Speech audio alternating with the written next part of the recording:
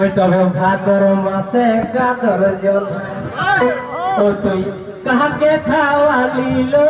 হাসে হাসে ছোট দেওয়ার কে ভুল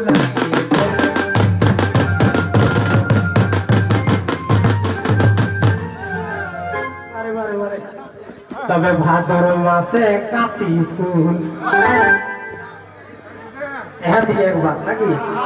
ফুল তুই ভাদর মাসে কাশি ফুল তুই মাথায় লাগালি লো হাসে হাসে ছোট দেওয়ার কে ভুলা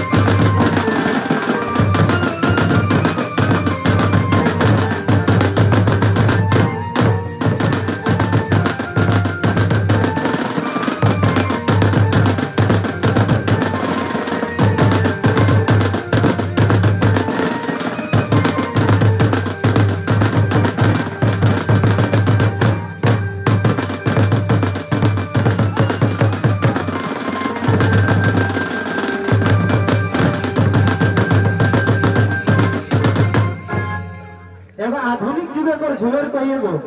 কি পূজা পাঠ করিস আমাকে না ভাই বাগান লোক লাগিয়ে মন্ত্র তন্ত্র আমি জানিও তো কেসে আমি যদি শিখাই পারবে তো পূজা পাঠটি করে পারবো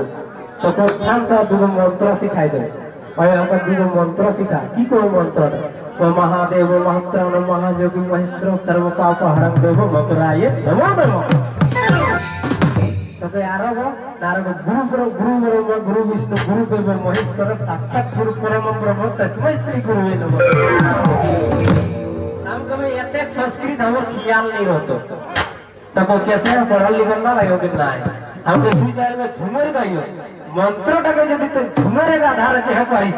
तबे बा ख्याल होतो ना तो गोविंद नमो नमः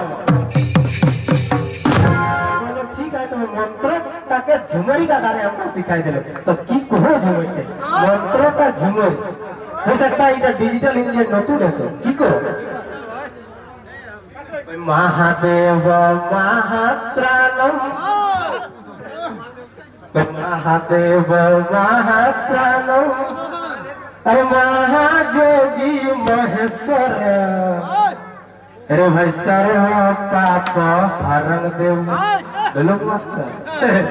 कोई सर्व पाप हरण देव